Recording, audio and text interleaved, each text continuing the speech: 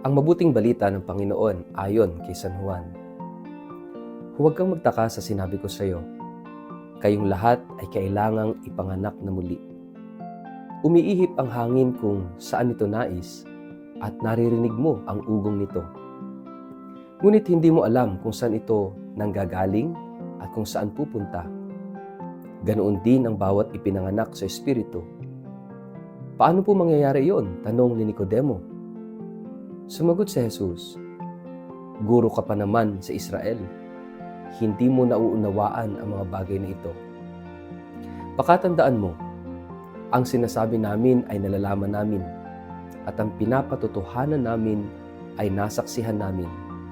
Subalit hindi ninyo tinatanggap ang aming patotoo.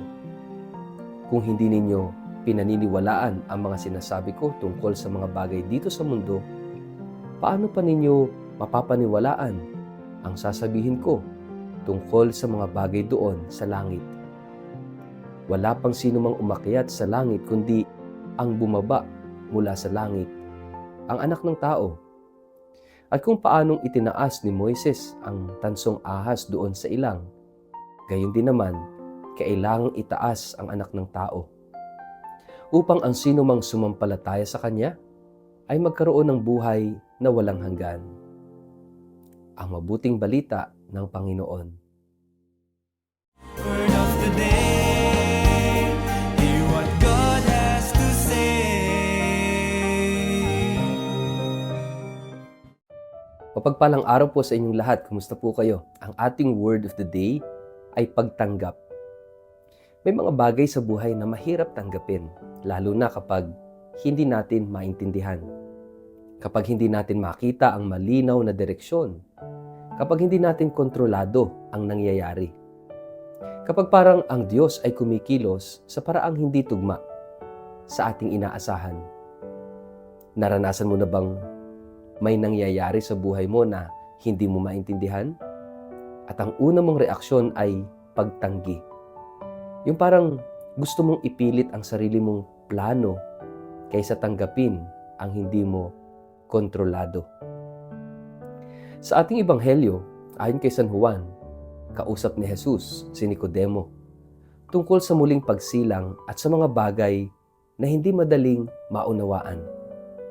At doon niya sinabi, ang hangin ay umiihip kung saan niya ibig. Naririnig mo ang kanyang ugong, ngunit hindi mo alam kung saan siya nanggaling at kung saan patungo. At dito natin matatagpuan ang isang salitang bumabalot sa mensahe, pagtanggap. Mga kapatid, si Nicodemo ay isang taong sanay sa kaalaman, sa lohika, sa malinaw na paliwanag. Isa siyang guro ng batas, isang taong nakasanayan ang kontrol at kasiguruhan. Ngunit ipinapahayag ni Jesus at yung kanyang ipinapahayag ay lampas sa lohika. Ang buhay sa Espiritu ay hindi kontrolado. Hindi laging maipapaliwanag at hindi laging naaayon sa ating plano. At dito nahihirapan si Nicodemo. Ganito rin tayo. Gusto natin maintindihan muna bago maniwala. Gusto natin kontrolado ang lahat bago tayo sumunod. Gusto natin siguradong sigurado bago tayo magtiwala. Pero ang sinasabi ni Jesus, may mga bagay na kailangan muna nating tanggapin bago natin maintindihan. Ang hangin ay hindi natin nakikita, pero nararamdaman natin. Ang galaw ng Diyos ay hindi natin laging nauunawaan, pero ito'y totoo. Ang pagtanggap ay hindi kawalan ng tanong. Ito yung pagbubukas ng puso sa kabila ng mga tanong na yon. At ipinahahayag ni Jesus ang isang mas malalim na katotohanan. Kung paanong itinaas ni Moises ang ahas sa ilang, gayon din itataas ang Anak ng Tao, upang ang sino mang sumampalataya sa Kanya ay magkaroon ng buhay na walang hanggan. Ito ay tumutukoy sa Kanyang krus.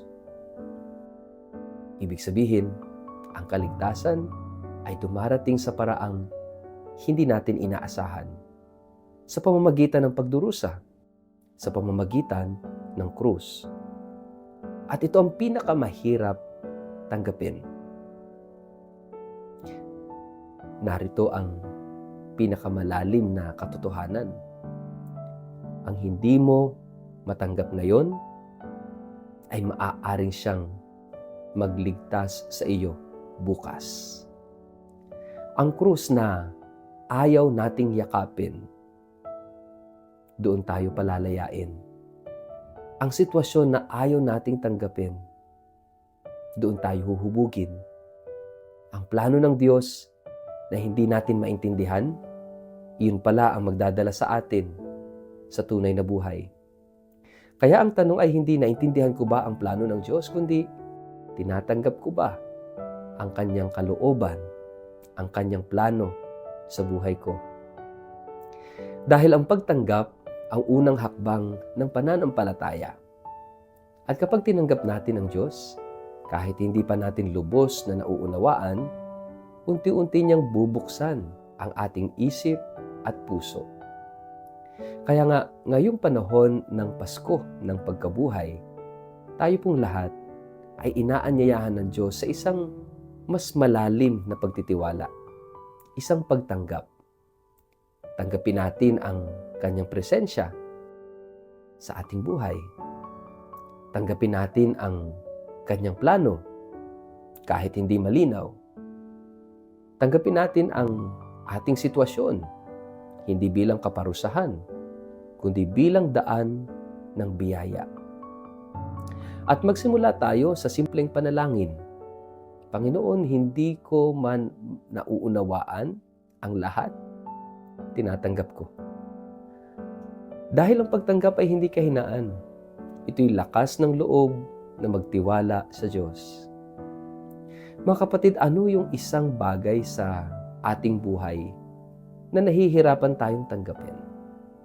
At paano tayo tinatawag ng Diyos na magtiwala sa Kanya sa kabila ng lahat ng ito? Sa ngalan ng Ama at ng Anak at ng Espiritu Santo. Amen. Panginoong Jesus, turuan mo kaming tanggapin ang iyong kalooban sa aming buhay. Sa gitna ng aming mga tanong at pagdududa, bigyan mo kami ng pusong marunong magtiwala. Tulungan mo kaming makita ang iyong kamay sa mga bagay na hindi namin maintindihan. At akayin mo kami sa buhay na walang hanggan sa pamamagitan ng iyong pag-ibig. Amen. Pagpalain po kahit ingatan ng makapangyarihang Diyos, Ama at Anak at Espiritu Santo. Amen.